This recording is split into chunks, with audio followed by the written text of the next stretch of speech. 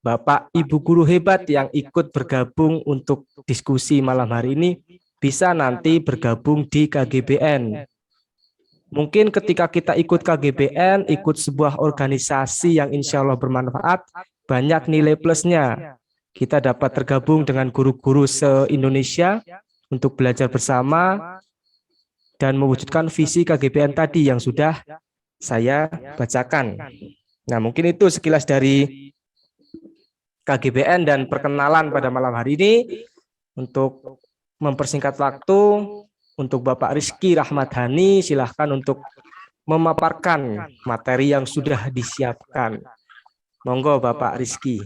Baik, terima kasih Pak Yogo untuk perkenalannya. Pak Yogo, aku boleh dijadikan co-host nggak? Biar nanti kalau ada suara-suara bisa bantu unmute gitu.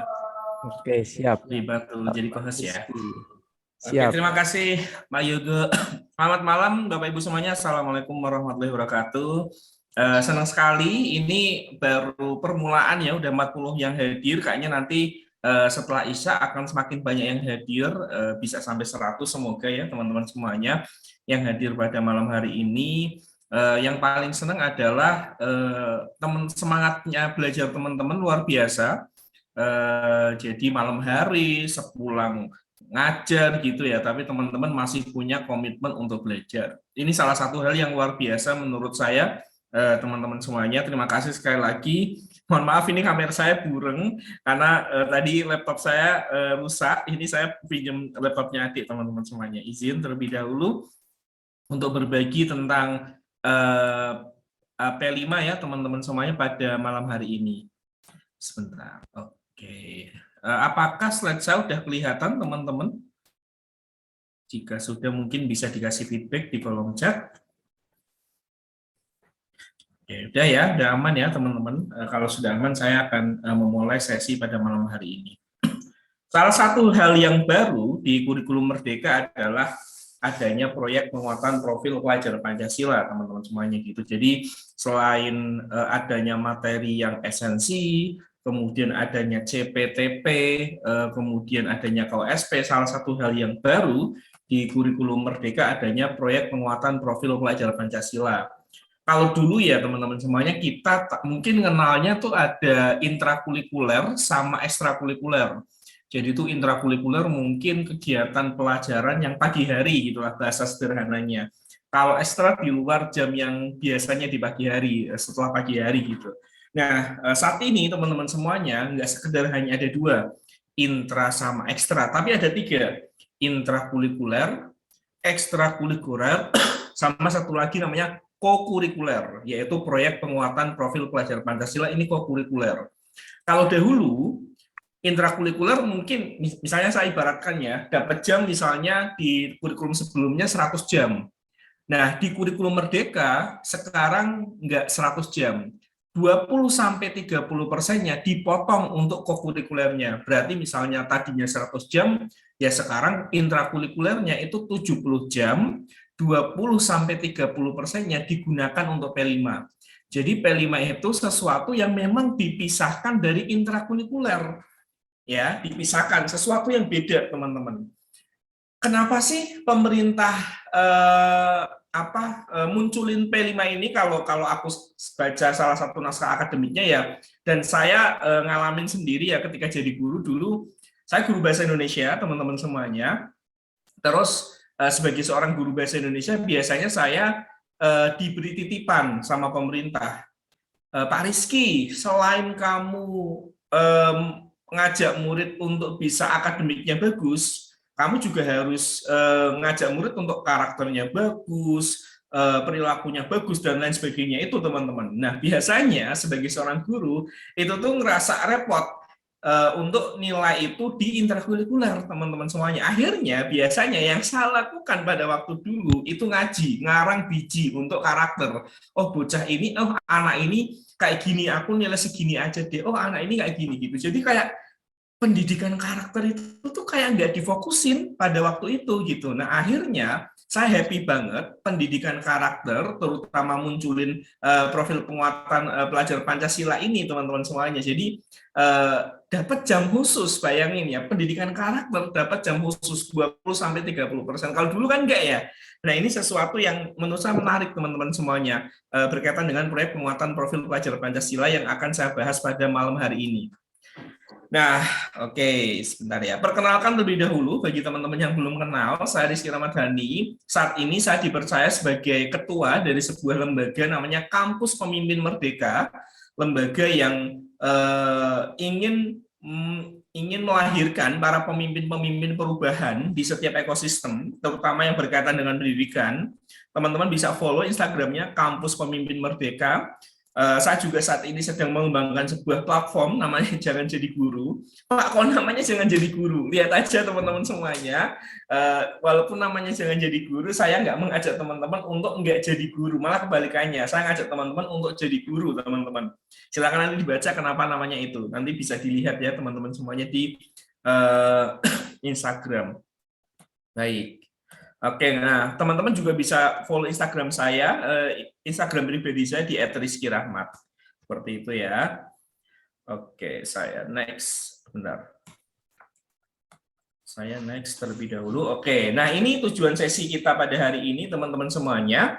Kita akan belajar bareng-bareng mendiagnosis pemahaman konsep proyek penguatan profil pelajar Pancasila-nya teman-teman. Pemahamannya sampai sejauh apa. Kemudian kita akan belajar pemahaman konsep P5-nya seperti apa, mengetahui alurnya, sampai mengetahui peran apa saja yang bisa diambil di sekolah ya teman-teman mengenai P5. Oke, nah saya ingin tanya terlebih dahulu sama teman-teman semuanya, di sini ada nggak sekolah yang belum sama sekali melaksanakan P5 ketik angka 0, yang sudah melaksanakan P5 ketik angka 5? Saya ingin tahu perbandingannya yang sudah dan yang belum, teman-teman semuanya. 0 yang belum sama sekali, 5 yang sudah. Oke. Pak Yogo 0, Bu Sugiyarti 5, Bu Dewi 0, Bu Anissa 5, oke, Bu Pinanti 5, Bu Nur Samsi 0.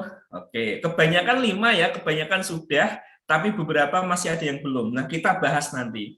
Semoga bagi yang sudah, sesi hari ini itu bisa membuka wawasan, oh ternyata P5 di sekolahku itu masih perlu dibagusin ya, ternyata masih perlu diperbaiki ya. Nah, bagi yang 0, harapannya sesi hari ini itu bisa jadi kayak pondasinya teman-teman. Sehingga nanti ketika teman-teman melaksanakan P5 di sekolah udah mulai punya bayangan, aku nggak boleh kayak gini karena tadi kata Pak Rizky kayak gini gitu.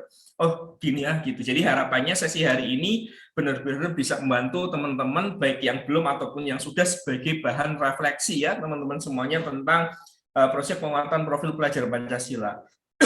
Terima kasih sekali lagi bagi yang sudah menuliskan di kolom chat.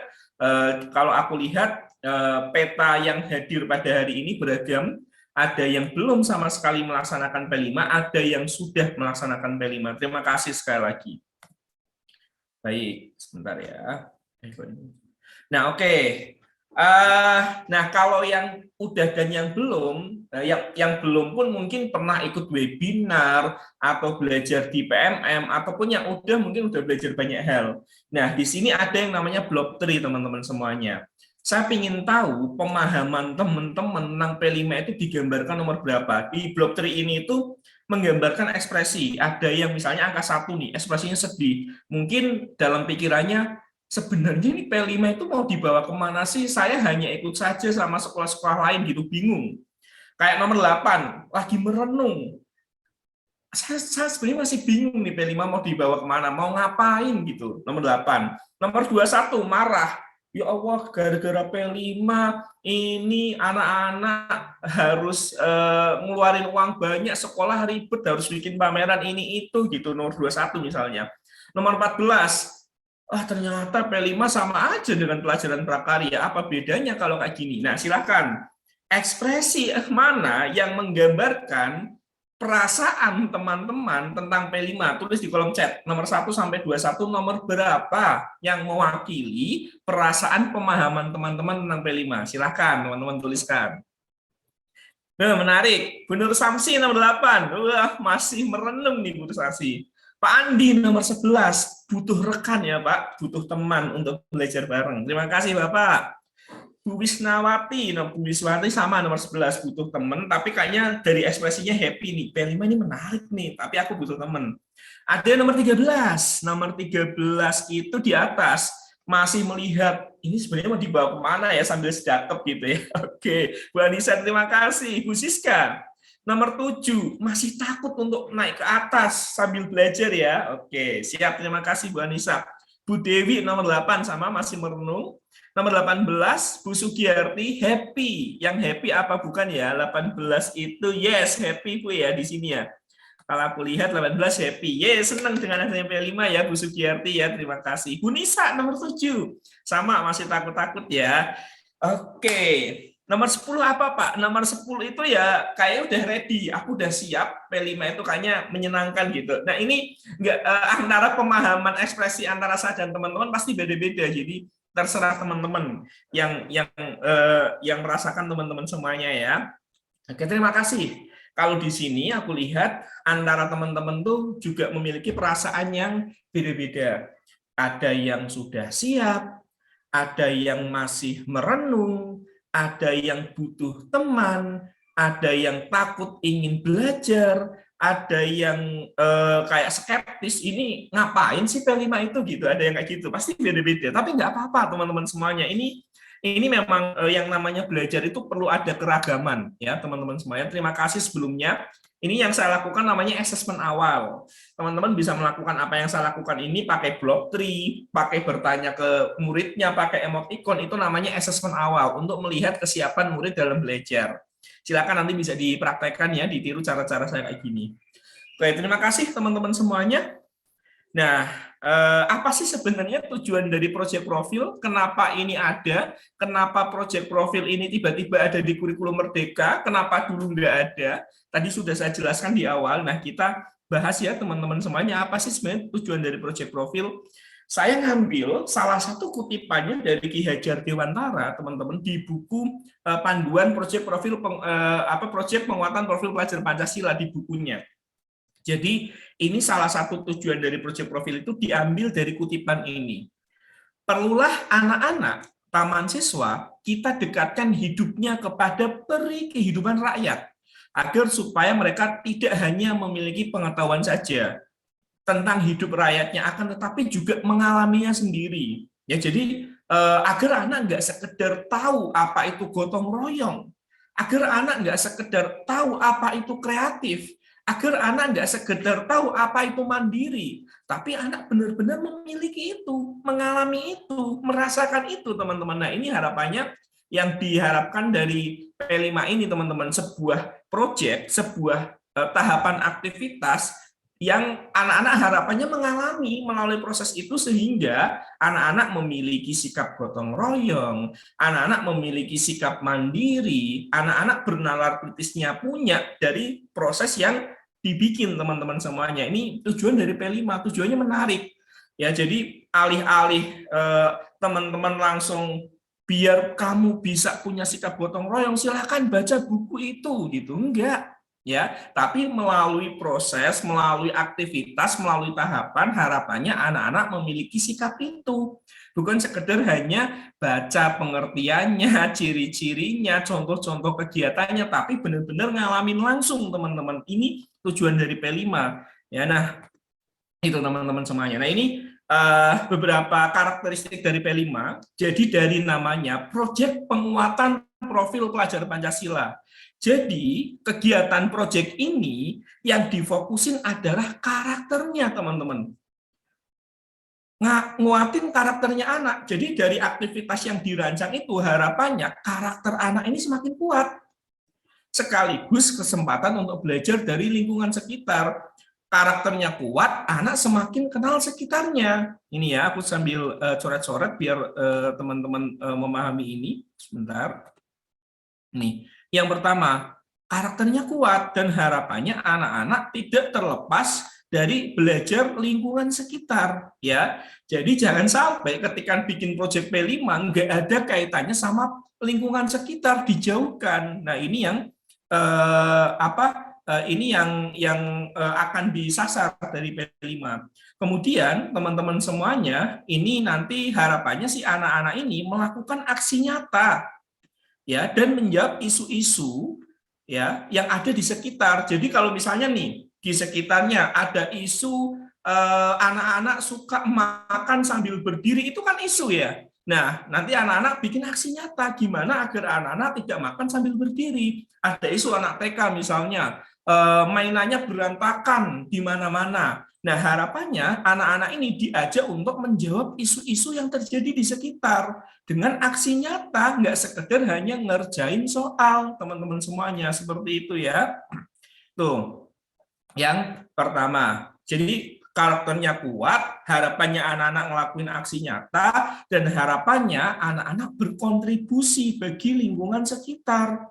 Ya, gitu. Jadi kayak misalnya nih, di lingkungan sekitar banyak sampah di sekitar sekolah. Ya harapannya dari proyek P5 ini empatinya anak mulai terasah. Oh iya ya, ternyata sekolahku itu sampahnya banyak. Selama ini aku hanya lewat nggak memperhatikan itu. Gara-gara P5 anak-anak mulai aware, mulai sadar bahwa lingkungannya ini bermasalah. Lingkungannya perlu ada sesuatu yang diubah. Itu teman-teman. Harapannya ini tujuan dari P5 ya, yang dituju teman-teman semuanya dari P5. Karakternya kuat, ada aksi nyata, kontribusi pada lingkungan sekitar. Nah, ini yang padahal tujuannya bagus banget menurut saya. Tujuannya bagus banget. Nah, ini yang akan kita bahas teman-teman semuanya pada malam hari ini. Namun, tujuan yang bagus itu ternyata teman-teman semuanya dalam prakteknya masih banyak yang melaksanakannya salah kaprah, miskonsepsi teman-teman semuanya. Ya, ini saya coba spotlight ini ya, masih terjadi miskonsepsi. Nih, masih terjadi miskonsepsi atau salah kaprah teman-teman semuanya. Nah, ini salah kaprahnya apa? Saya nanti sampaikan ke teman-teman semuanya. Bagi yang sudah melaksanakan P5 dan merasakan miskonsepsi itu, silakan nanti tuliskan 5 ya di kolom chat. Oh, Pak Sali, kayak gitu Pak di sekolah saya gitu. Nah, ini harapannya bagi yang belum tidak mengulangi hal yang keliru yang dilakukan oleh teman-teman semuanya. Ini yang akan kita bahas bareng-bareng teman-teman semuanya ya. Oke, tujuannya bagus agar anak karakternya kuat, kontribusinya bagus, tapi pelaksanaan di lapangan nggak menuju itu teman-teman. Nah, ini yang akan kita bahas miskonsepsinya apa ya. Oke, sebentar. Yang pertama, teman-teman semuanya, miskonsepsi yang sering saya lihat adalah yang banyak terjadi, tujuan utamanya kan kalau tadi teman-teman lihat itu karakter ya, tapi dalam implementasi di lapangan, tujuan utamanya adalah produk. Nah, ini yang saya gemes teman-teman semuanya ini. Tujuan utamanya produk, ya. Tujuan utamanya produk. Jadi kayak misalnya kemarin di salah satu sekolah, Pak, P5-nya di sekolah Anda apa? Di tempat saya itu bikin ekobrik, langsung fokusnya pada produk. Ya, di sekolah saya bikin pagelaran tari. Di sekolah saya bikin kerajinan dari sampah. Di sekolah saya ya bikin ini, bikin itu gitu. Fokusnya pada produk. Akhirnya ketika produk itu jadi tujuan, itu tuh bikin trigger di banyak hal teman-teman semuanya, kayak jadi sugesti. Sugestinya apa? Ini ya, aktivitasnya ada aktivitas bikin produk. Kalau di awal sudah nanti di tempat saya mau bikin pagelaran tari. Itu nanti di akhir, udah mikir kayak gitu di awal. Akhirnya aktivitas-aktivitas sebelum pagelaran tari itu adalah aktivitas latihan nari setiap hari. Hari A latihan nari, hari B latihan nari, hari C latihan nari, hari D latihan nari, itu yang dilakukan. Nah, kalau kayak gitu, menyasar ke karakternya kapan, teman-teman? Ini yang saya lihat ya, di beberapa sekolah seperti itu. Oke, ya. Nah, itu yang pertama. Kedua ya kemarin, ini guru Banjarnegara juga, teman-teman, kemarin cerita ke saya, Pak, di tempat saya P5-nya bikin ekobrik, Pak. Nah, Bu, aktivitas bikin ekobriknya kayak apa? Ekobrik kan sesuatu yang menarik ya, teman-teman semuanya. Ketika saya tanya, aktivitasnya adalah aktivitas pertama, yaitu ngumpulin sampah. Aktivitas kedua, bikin ekobriknya. Aktivitas ketiga, bikin ekobriknya. Aktivitas keempat, bikin ekobriknya. Aktivitas kelima, pameran karya. Pak, kok di tempat saya waktunya masih tersisa lama ya? Ya karena Ibu bikinnya aktivitasnya bikin-bikin, ya. Aktivitasnya kalau bikin-bikin ya kayak gitu, ya gitu teman-teman. Jadi nggak ada ngajak murid itu karakternya dilihat seperti itu. Nah kemudian hal lainnya yang bikin ke-trigger adalah asesmennya. Karena fokusnya pada produk, asesmen yang dilakukan adalah asesmen untuk nilai produk, teman-teman. Asesmen untuk nilai produk. Apakah produk ekobriknya bagus atau tidak, berguna atau tidak, warnanya mencolok atau tidak, itu yang dinilai. Jadi ketika di awal fokusnya sama produk, cara yang dilakukan adalah cara bikin produk, asesmen yang diukur adalah mengukur produknya. Nah ini udah salah kaprah, udah miskonsepsi. Padahal tujuan dari P5 itu bukan produknya. Kalau kayak gitu apa bedanya dengan pelajaran prakarya? Ya nggak usah ada P5 kalau kayak gitu teman-teman. Ya, nah ini yang saya lihat di lapangan. Harusnya yang dinilai itu bukan produknya, tapi karakternya. Dari aktivitas awal sampai aktivitas akhir itu karakternya meningkat atau tidak?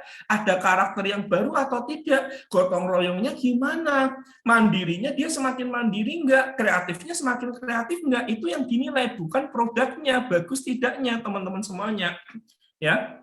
Ini yang saya lihat seperti itu teman-teman semuanya ya. Nah ini yang akan kita bahas. Nah Pak Rizky seharusnya gimana sih Pak, kok bukan produk? Harusnya teman-teman semuanya, hal pertama yang harus disasar oleh seorang guru bukan produk. Nah ini contohnya kayak tadi ya, ekobrik ya, itu aktivitasnya nanti bikin ekobrik setiap hari gitu. Guru mengajak murid membuat makanan di rumah, jadi anak-anak silahkan besok bawa makanan yang dari rumah, kemudian besoknya ada bazar. Nah itu yang selalu instan kayak gitu teman-teman semuanya ya. Nah ini harusnya teman-teman semuanya tujuannya itu bukan produk tapi karakter. Ya, karakter. Harusnya itu di awal yang menjadi tujuan itu bukan produk tapi karakter. Ini harusnya yang menjadi tujuan si karakter ini teman-teman semuanya. Jadi makanya ketika akan menyusun P5, hal yang pertama ditanyakan bukan kita mau bikin produk apa sih, enggak. Harusnya bukan itu. Sikap apa sih yang akan kita tumbuhkan ke murid-murid? Pak, kayaknya sikap gotong royong deh. Kenapa gotong royong? Karena murid-murid kita itu egoisnya tinggi. Bisa kayak gitu. Pak, ini kayaknya beriman kepada lingkungan deh. Kenapa itu? Karena anak-anak kita itu tuh udah acuh tak acuh sama lingkungan, buang sampah sembarangan, nggak peduli sama lingkungannya. Kayaknya karakter itu, Pak. Oke, jadi ketika tujuannya karakter, nanti aktivitas yang dibikin ya aktivitas untuk menuju karakter itu.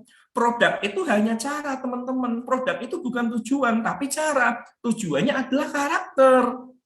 Ya, akhirnya aktivitas yang dibuat adalah aktivitas untuk mencapai karakter.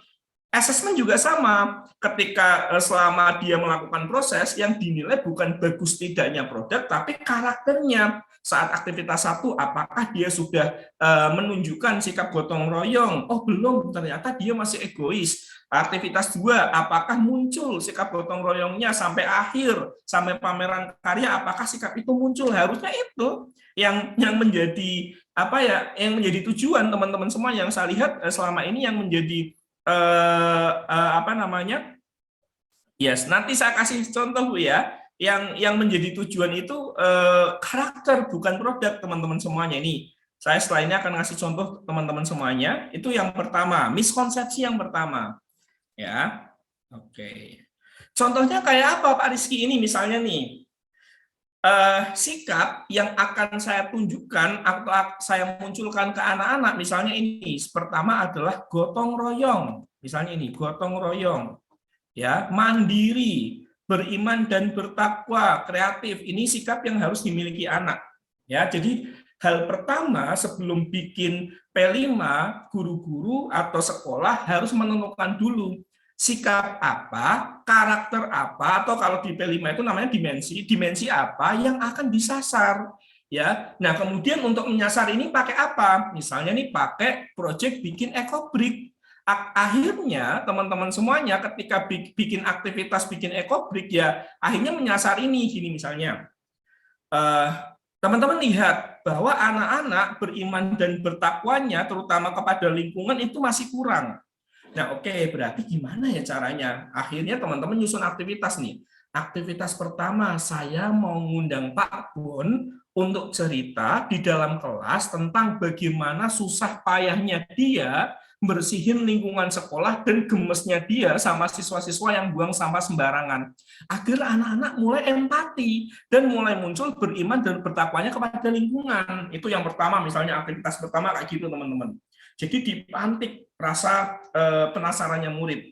Itu yang pertama. Aktivitas kedua, agar semakin kuat beriman bertakwanya, aktivitas kedua, aku ngajak anak ke tempat pembuangan akhir sampah, diajak ke sana untuk lihat bagaimana kondisi lingkungan sekitar, bagaimana sampahnya udah menggunung, bagaimana sampahnya itu tidak bisa terurai, gitu, agar mulai sadar, agar mereka bisa mulai, oh aku besok-besok nggak mau pakai sampah plastik gitu. Jadi itu teman-teman ya. Satu misalnya ngundang Pak Bon, aktivitas kedua adalah ke TPA, tempat pembuangan air sampah. Aktivitas ketiga, balik ke kelas, cerita, nak, yang kamu rasain apa? Yang kamu rasakan apa, yang kamu lihat, masalahnya apa gitu. Antar anak-anak mungkin dapat masalah yang beda-beda. Kelompok A misalnya, yang aku lihat ternyata teman-teman kita itu buang sampahnya sembarangan ya Bu ya. Jadi dan yang aku lihat juga penyediaan tong sampah di sekolah itu masih kurang. Itu misalnya kelompok pertama. Jadi antar kelompok itu pasti akan lihat masalah yang beda-beda teman-teman semuanya.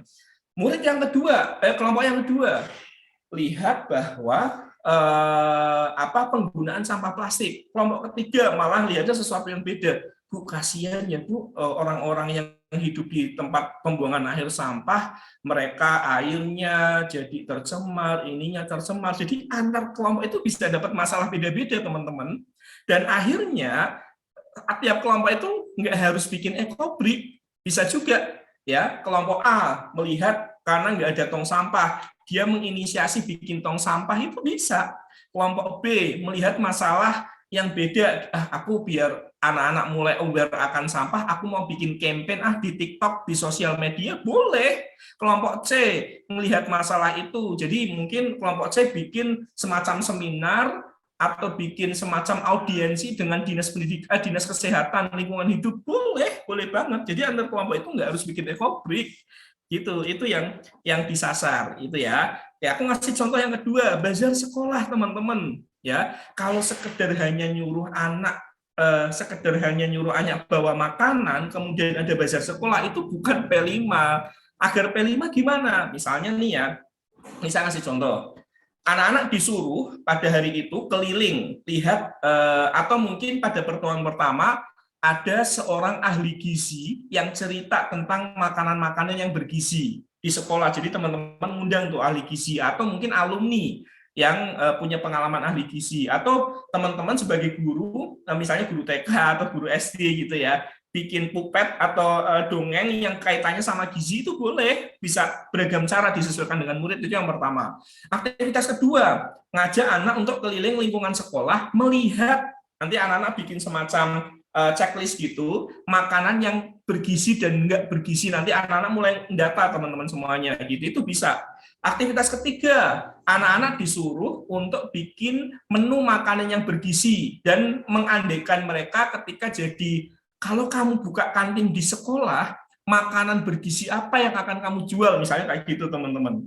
Nah, aktivitas keempat mungkin nanti teman-teman ngasih feedback ke makanan bergizi itu. Aktivitas kelima, ngajak orang tua untuk apa, untuk bikin makanan bergizi itu, baru bazar. Ya itu bisa kayak gitu, nggak sekedar hanya nyuruh teman-teman semuanya.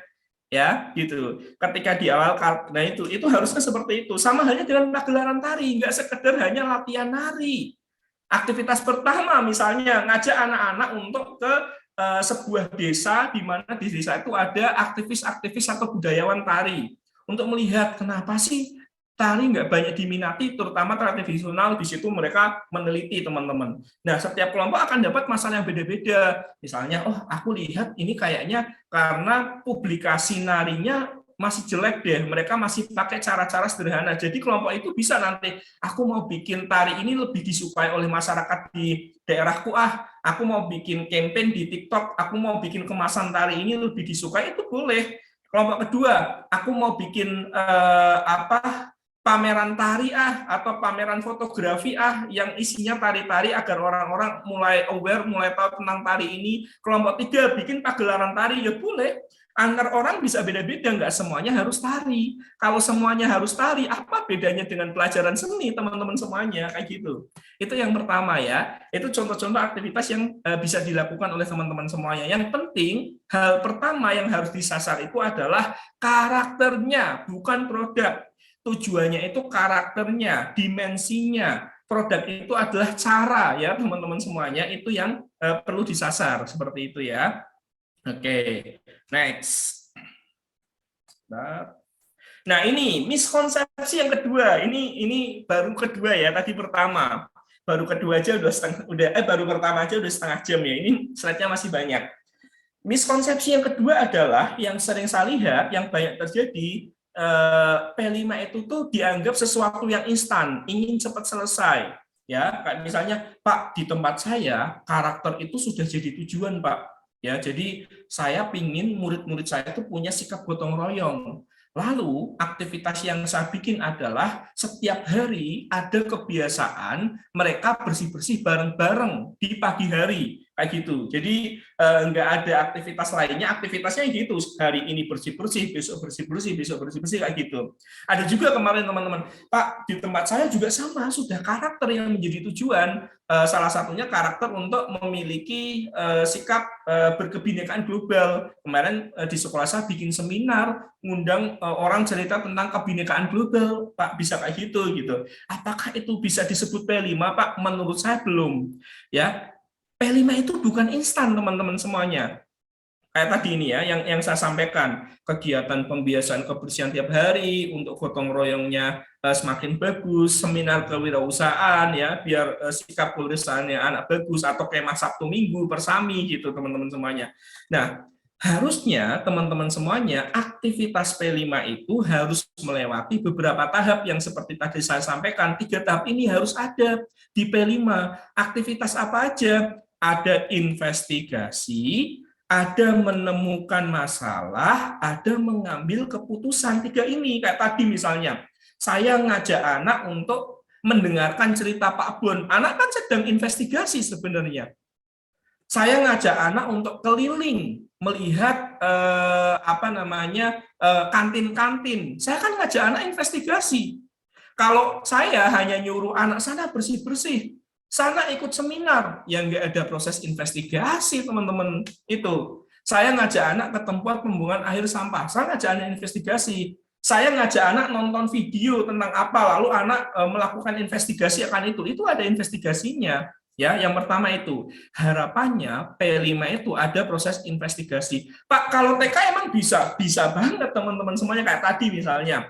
Anak-anak disuruh untuk keliling kelas, melihat bagaimana kondisi kelas itu. Mereka merasa nyaman enggak? Mereka merasa terbebani enggak? Mereka merasa dengan adanya mainan yang berserakan, kalau mereka lari-lari kena mainan itu sakit enggak? Itu investigasi. Ya, jangan dipikir investigasi itu hanya orang dewasa yang bisa. Anak PAUD bisa, teman-teman semuanya, dengan caranya gitu, investigasi. Kemudian hal kedua yang harus ada di proses P5 adalah menemukan masalah.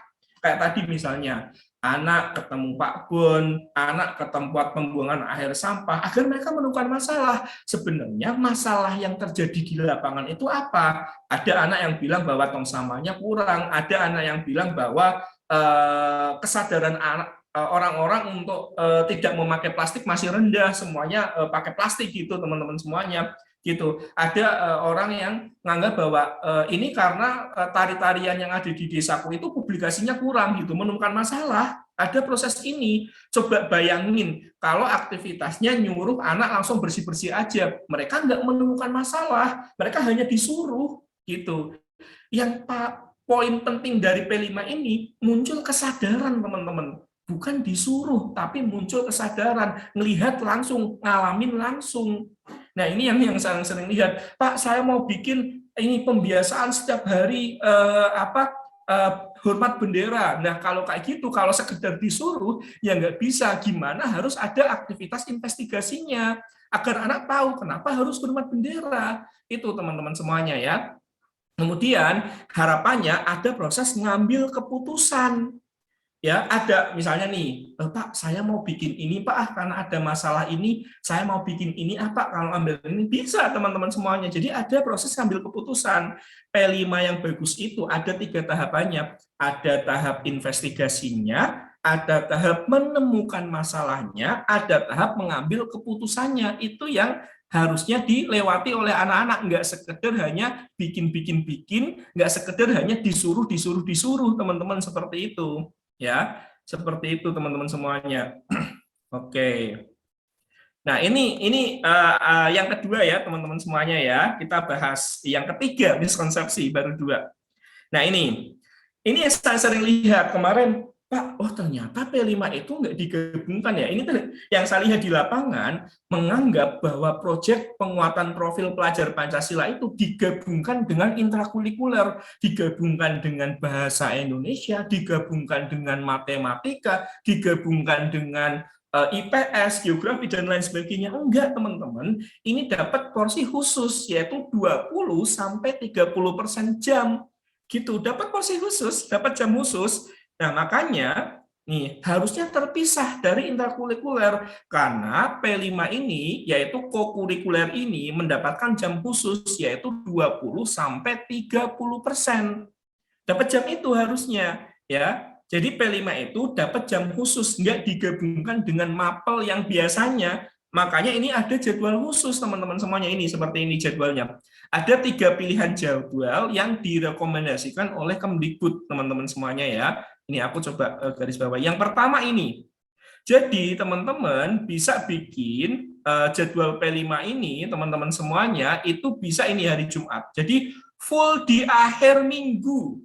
Ya, misalnya jadwal kerjanya di sekolah teman-teman dari hari Senin sampai hari Jumat. Hari Senin sampai hari Kamis itu full untuk intrakurikuler, hari Jumatnya full untuk P5. Boleh banget, itu setiap minggu bisa kayak gitu.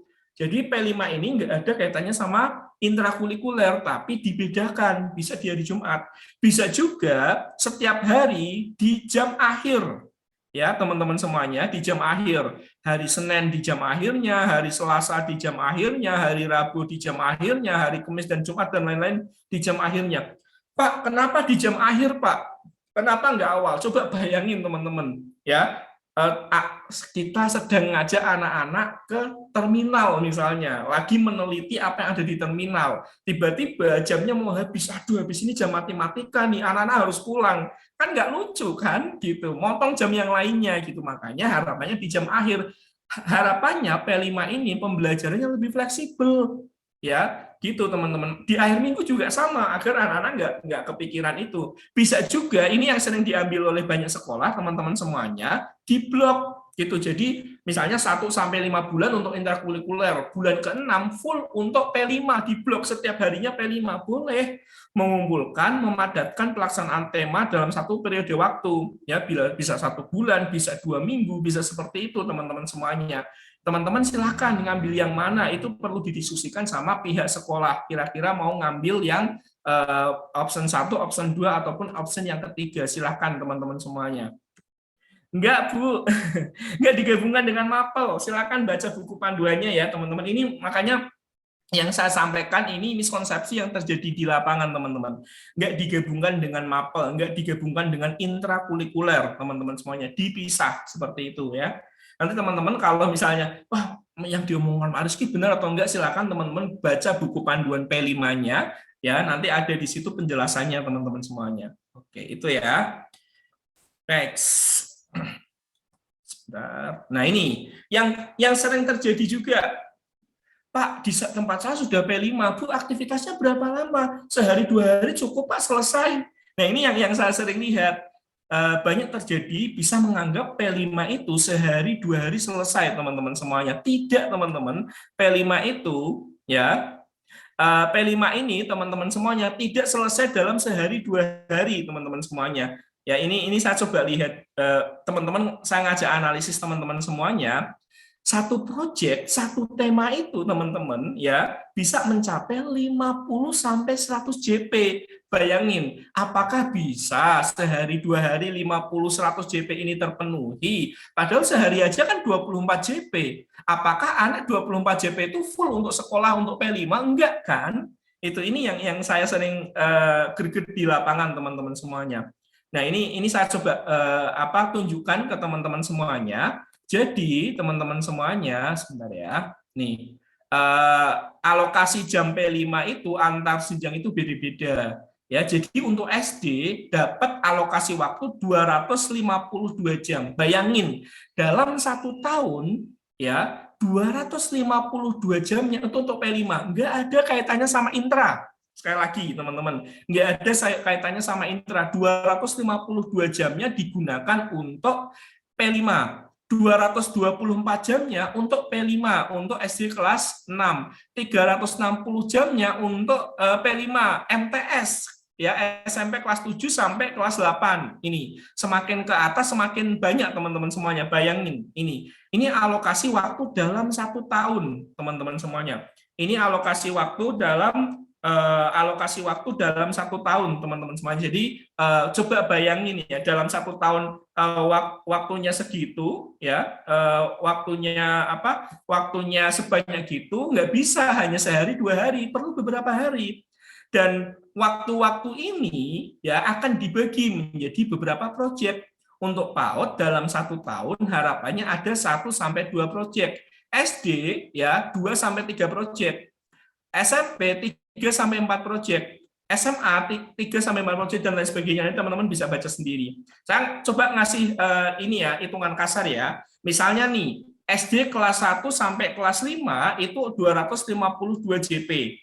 Dan SD kelas 1 sampai kelas 5 itu harapannya ada 2 sampai 3 proyek. Berarti per proyeknya, ya kalau teman-teman ngambil 2 proyek dalam 1 tahun, per proyeknya akan dapat jam 126 jam kali 2, ini ada 2 ini. Nah, kalau teman-teman ngambil yang 3 proyek, berarti per proyeknya 42 jam. Bayangin 42 jam itu apakah sehari selesai? 2 hari selesai? Kan enggak, teman-teman. Itu yang harusnya dihitung terlebih dahulu di awal. Ya, aku kelas berapa ya? Nanti akan ada berapa proyek ya? Ini makanya didiskusikan sama kepala sekolah di awal. Ya, teman-teman semuanya gitu. Akan ada berapa jam yang disasar seperti itu, teman-teman semuanya. Nah, ini yang oke. Iya, benar. Pak, perlu dirumuskan terlebih dahulu. Nanti saya nih udah mulai banyak yang ini ya. Dan nanti saya jelaskan lagi ya. Nah, ini penanggung jawabnya siapa? Nanti saya share teman-teman setelah ini. Itu yang pertama tentang jam P5. Jadi nggak bisa instan. Ini saya kasih contoh ya. Tadi yang tanya contoh. Ini jamnya sekitar 50 jam, teman-teman. Pembagiannya kayak apa? Ini 2 jam. 2 JP pertama. Fasilitator membawa foto sampah ke sekitar sekolah. Misalnya nih pertemuan pertama 2 JP. Anak-anak, ini ada gambar sampah. Dari gambar ini, apa yang kamu rasakan? Ngajak diskusi teman-teman, 2 JP awal. Ya, bisa kayak gitu. Kan kemarin ada yang tanya, Pak, waktunya banyak amat ya, ngapain aja? Ya ini, ada proses investigasi, ada proses menemukan masalah, ada proses ngambil keputusan. Kalau kegiatannya bikin-bikin ya 10 jam bisa.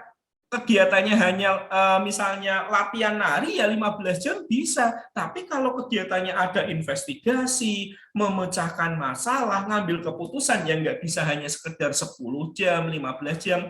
Ini 50 jam itu teman-teman harus dimanfaatin. Aktivitas pertama misalnya nih 2 jam nggak bawa foto. Aktivitas kedua hari berikutnya ngajak Pak Bon ke kelas. Aktivitas ketiga 6 jam misalnya full sehari, nggak pulang ya, dari jam pertama sampai jam terakhir itu ngajak murid-murid ke TPA, tempat pembuangan air sampah, di situ diskusi. Kemudian 2 jam lagi hari berikutnya ngajak murid ke perpustakaan, nyari referensi, baca-baca. Aktivitas berikutnya ngajak murid diskusi, merumuskan masalahnya yang didapat gitu. Habis itu murid presentasi masalahnya itu. Ya, sehingga nanti guru ngasih feedback, nak masalahmu terlalu luas, nak masalahmu terlalu ini, nak gitu. Ini udah berapa jam teman-teman? Bayangin. baru tahap awal aja belum bikin produk itu udah berapa jam? Silakan bisa dihitung. 2 tambah 2, 4, 4 tambah 6, 10, 10 tambah 2, 12, 12 tambah 2, 14, 14, 22, 16. Ini sudah 16 jam segini. Ini udah 16 jam teman-teman semuanya. Ya, oke. Berikutnya teman-teman semuanya, agar anak-anak mendapat inspirasi mau bikin apa tentang sampah, teman-teman misalnya ngundang ahli kerajinan sampah untuk diskusi, untuk cerita tentang kerajinan apa aja yang bisa dibikin, teman-teman semuanya. Bisa seperti itu ya. Jadi bisa bikin ngundang inspirasi orang-orang untuk itu yang pertama, untuk dapat inspirasi. Yang kedua, misalnya fasilitator melakukan video call dengan dinas lingkungan hidup agar anak-anak terinspirasi. Jadi kegiatan-kegiatan ini adalah memantik agar anak-anak dapat ide, teman-teman semuanya. Nah, kemudian ngajak anak-anak, nah kira-kira dari masalah yang kamu dapetin, dari inspirasi yang kamu dapetin dengan pemantik yang saya bawa ke kelas, kamu mau bikin apa sih? Kamu mau ngapain sih? Nah, mereka memutuskan, teman-teman. Habis itu anak-anak memutuskan mau bikin apa, presentasi, teman-teman semuanya. Habis itu anak bikin karyanya ini, baru bikin produknya itu di sini. Ya, kemudian anak-anak kita ngasih umpan balik, habis itu anak bikin produk lebih bagus lagi, habis itu ada pameran karya di sini baru, teman-teman semuanya. Selesai habis itu, ada refleksinya di akhir. Ini ya, 50 jam JP, enggak sekedar hanya bikin, ada proses investigasinya, ada proses ngambil keputusannya, ada proses menemukan masalahnya dari proses itu, teman-teman semuanya. Itu ya, teman-teman semuanya, ini contoh yang saya bikin. Oke, teman-teman yang lain nanti bisa berbagi juga di kolom chat, teman-teman, tentang itu ya. Oke. Ternyata sesuai. Terima kasih, Ibu Indah. Nah, teman-teman semuanya, nih yang banyak yang terjadi, menganggap bahwa P5 itu bisa dilakukan sendiri, teman-teman semuanya. Enggak, P5 itu enggak bisa dilakukan sendiri. Perlu bantuan banyak hal, perlu kolaborasi antar orang, kepala sekolah, guru, koordinator atau fasilitator itu harusnya kolaborasi, nggak bisa sendiri-sendiri. Misalnya nih, Bu, Pak, silakan Anda melaksanakan P5 di kelas Anda, gitu. Nggak bisa, harusnya kepala sekolah ngordinir dulu. Kira-kira karakter apa ya yang akan kita munculkan kepada murid-murid kita? Itu harusnya kayak gitu di awal, nggak sendiri-sendiri. Habis itu, siapa yang kira-kira pernah punya pengalaman PJBL, pembelajaran berbasis proyek, nanti yang sudah punya pengalaman sementara jadi koordinator ya gitu. Jadi nanti koordinator koordinasi sama kepala sekolah, nentuin tema, nentuin karakter dan lain sebagainya yang ingin disasar, teman-teman. Nggak bisa hanya sendiri dicul kayak gitu aja, nggak bisa dilepasin gitu aja, nggak bisa. Harus ada kolaborasi antar pihak. Ini yang saya sering lihat, teman-teman semuanya ya, berkaitan dengan itu. Oke. Nah, sebentar, saya next lagi ya, teman-teman semuanya. Nah, ini harapannya ini terjadi kolaborasi antar pihak, antara peserta didik, kepala sekolah, dinas pendidikan, komite pengawas pendidik. Ini beberapa peran yang harus misalnya nih kepala sekolah. Harapannya di awal kepala sekolah ini yang membentuk tim, mana yang jadi koordinator, mana yang jadi fasilitator, dan ketika proses itu berjalan ya kepala sekolah harusnya mendampingi, nggak hanya tinggal diam ngelepasin gitu aja. Dan ketika misalnya nih butuh kolaborasi dengan dinas pendidikan, kolaborasi dengan komunitas, harapannya kepala sekolah ini yang menjalin kolaborasi atau komunikasinya, dan kepala sekolah ini yang ngadain sesi evaluasi dan refleksi, enggak sekedar dilepas gitu aja. Ini yang saya sering lihat ya, kepala sekolah ngelepas gitu aja, udah sana ngelakuin aja sendiri gitu ya, gitu. Ini yang harapannya dilakukan oleh kepala sekolah, dan harapannya dinas juga setiap saat datang ke sekolah untuk bareng-bareng merefleksikan evaluasi. Pengawas sekolah juga sama ya. Nah, kalau pendidik guru ngapain? Guru itu satu bisa jadi fasilitator atau merancang proyek ya, teman-teman semuanya. Mau proyek apa ya? Kemudian nanti bimbing proyeknya, konsultasi proyeknya, moderator proyeknya, itu bisa, teman-teman semuanya. Ini yang harapannya dilakukan oleh pendidik ya, beberapa peran-peran itu. Nah, ini saya sampaikan lebih lanjut setelah ini ya, teman-teman. Benar. Oke. Nah, oke, sebelum saya lanjut, saya ingin melakukan asesmen formatif terlebih dahulu. Dari penjelasan saya, ternyata project profil itu gimana? Silakan tulis di kolom chat, ya. Aha momen yang teman-teman dapatkan apa pada sesi tadi dari awal sampai pertengahan tadi, kira-kira teman-teman dapat insight atau aha momen apa? Monggo tulis di kolom chat, saya biar tahu ini sebagai asesmen formatif saya, apakah teman-teman memahami apa yang saya sampaikan. Silakan teman-teman semuanya, silakan tulis insight-nya atau aha momennya di kolom chat ya. Saya kasih waktu sekitar 2 menit untuk teman-teman menuliskan. Silahkan ya. Oke, ini udah mulai menuliskan. Ternyata P5 itu butuh kolaborasi, nggak bisa sendiri. Yeay, terima kasih Bu. Atau Pak ini ya. Oke, Bu Eviani, P5 nggak bisa instan. Benar banget Bu Eviani, yes. Bu Mega, P5 itu harus menyenangkan untuk peserta didik mampu mengoptimalkan pendidikan karakter. Yes, benar. Fokusnya karakter. Bu Irna, proyek yang konsen ke menciptakan karakter. Yes, benar. P5 itu butuh waktu, benar banget. Bu Nuzul, ternyata P5 itu harus berkesinambungan. Oke. Ternyata P5 itu fokusnya karakter, benar. Bu Wahyu, project profile itu lebih kepada karakternya. Yes, benar. Produk itu cara. Iya, asik. Oke, Bu Kori, menumbuhkan karakter yang pada belajar dapat berguna bagi mereka di kemudian. Yes, benar banget. Senang banget. Kalau lihat dari jawaban teman-teman, ini saya namanya asesmen formatif ya, teman-teman semuanya. Udah mulai memahami nih tujuan P5 itu mau kemana, tujuannya mau apa, udah mulai kebayang ya teman-teman semuanya tentang P5. Sekali lagi terima kasih bagi teman-teman yang sudah menuliskan. Kita lanjutkan ya, pemahaman teman-teman udah mulai bagus di sini. Oke, siap. Nah, ini tadi kita udah bahas konsepnya P5. Sekarang hal yang lebih detail, hal yang lebih teknis adalah nyusun project profile itu gimana sih? Awalnya kayak apa sih Pak? Ini saya jelaskan ya teman-teman semuanya di sesi ini. Oke. Nah, teman-teman semuanya, ini adalah alur untuk menyusun P5. Harapannya di awal teman-teman semuanya ya, kepala sekolah itu awalnya, ini yang tadi ditanyakan oleh salah satu peserta tadi, harapannya membentuk tim fasilitator.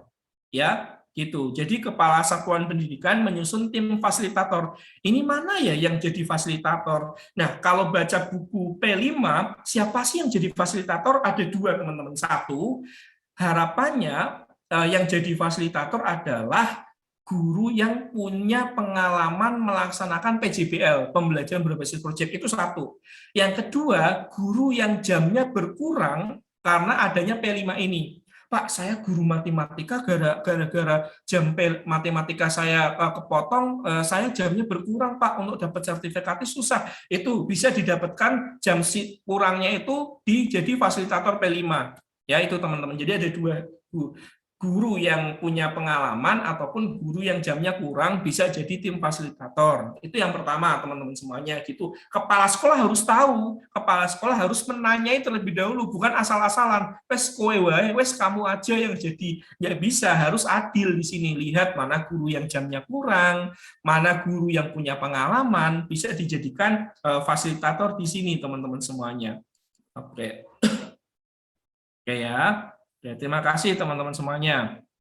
Nah, berikutnya setelah bikin tim fasilitator, jadi beberapa guru ditunjuk dari fasilitator yang akan membimbing P5 di setiap kelas ya. Kemudian nanti yang kedua adalah mengidentifikasi kesiapan pendidik satuan pendidikan. Apakah guru-gurunya pernah melaksanakan PJBL? Apakah guru-gurunya memahami P5 secara utuh gitu, itu harus tahu terlebih dahulu. Kalau belum siap, ya nanti ketika bikin proyeknya nggak usah yang berat-berat dulu, ngambil contoh yang ada di PMM, plek ketiplek nggak apa-apa, duplikat aja dulu teman-teman. Ya kalau teman-teman masih bingung, duplikat aja dulu yang ada di PMM, kasih contoh yang ada di PMM, jadi nggak perlu bikin dari awal yang membingungkan teman-teman semuanya. Jadi itu, lihat kesiapan satuan pendidik. Oh ternyata guru-guru di tempatku tuh jarang ada yang PJBL. Ya udah, bikin proyek yang sederhana, yang nggak usah muluk-muluk, bikin yang mudah. Misalnya bikin produk, tapi harus ada proses investigasinya, ngambil keputusannya, nggak sekedar hanya bikin ya. Kalau usul saya sih bisa ngambil modul-modul yang ada di PMM ya, itu modul-modulnya udah lumayan lengkap, diambil salah satu contohnya aja, dilaksanakan, disesuaikan di sekolahnya masing-masing, nggak harus bikin dari awal ya teman-teman semuanya kalau masih bingung. Yang ketiga, teman-teman semuanya ya yang perlu, jadi timnya udah siap, udah tahu ini siapnya sampai apa. Yang kedua, berikutnya teman-teman semuanya, teman-teman harapannya merancang dimensi. Dimensi itu apa sih Pak? Dimensi itu ya sesuatu yang ada di proyek profil pelajar Pancasila. Saya nggak hafal ya, mohon maaf teman-teman semuanya. Yang pertama beriman bertakwa kepada Tuhan Yang Maha Esa, ada bergotong royong, ada bernalar kritis, ada yang mandiri, berkebinekaan global dan lain sebagainya. Nanti teman-teman bisa baca sendiri. Itu dimensi. Dimensi itu harus didiskusikan di awal ya teman-teman. Kalau dalam 1 tahun dimensi itu perlu 2-3 dimensi yang akan disasar. Karakter mana yang mau dimunculkan, karakter mana yang mau ditumbuhkan, itu jadi nggak asal-asalan Pak, karena sekolah itu, karena banyak sekolah yang memakai dimensi gotong royong, kita ikut-ikutan yuk gotong royong aja. Nggak bisa, ini harus didiskusikan sama semuanya teman-teman. Pak, karena sekolah kita punya visi misi tentang anak-anak yang punya akhlakul karimah, misalnya sekolah agama nih, kayaknya salah satu dimensi yang wajib disasar ya beriman dan bertakwa kepada Tuhan, misalnya kayak gitu. Itu bisa satu dimensi itu. Dimensi yang lainnya apa ya Pak? Saya lihat ya ini anak-anak kayaknya kreativitasnya itu semakin ke sini makin jelek deh, makin kurang, karena masih banyak copy paste, anak-anak masih banyak niru ini, niru itu, kreativitasnya berarti kayaknya dimensi kedua yang kita sasar itu kreativitas, itu bisa didiskusikan. Terus dimensi yang ketiga apa nih Pak? Diskusikan. Anak-anak kita itu tuh nggak bisa mandiri, seringnya minta bantuan ini. Kayaknya ini dimensi yang ketiga mandiri. Makanya itu teman-teman, dimensi itu perlu didiskusikan, nggak sekedar hanya permintaan dari kepala sekolah, nggak sekedar yang sedang ramai di masyarakat, nggak bisa. Harapannya dimensi ini, karakter yang akan ditumbuhkan dalam 1 tahun ini didiskusikan dalam forum, kepala sekolahnya, koordinatornya, fasilitatornya diskusi. Dimensi apa yang kira-kira mau ditumbuhkan dalam 1 tahun, nggak sekedar asal tunjuk dimensi ini aja Pak, dimensi itu aja Pak, nggak bisa. Itu yang pertama harus disasar. Dimensi apa? 1, dilihat dari, makanya nanti perlu ada asesmen diagnosis, dilihat dari visi misi sekolahnya. Sekolahnya mau dibawa kemana sih? Kayak tadi sekolah agama ya otomatis mungkin dimensi beriman bertakwa kepada Tuhan Yang Maha Esa-nya. Sekolah yang perfilman, kreativitas harus ada nih, berarti dimensi itu yang perlu muncul, misalnya kayak gitu teman-teman. Itu yang perlu didiskusikan dimensi. Kemudian setelah dimensi, tema baru. Nah, untuk mencapai dimensi itu, tema apa ya yang paling cocok?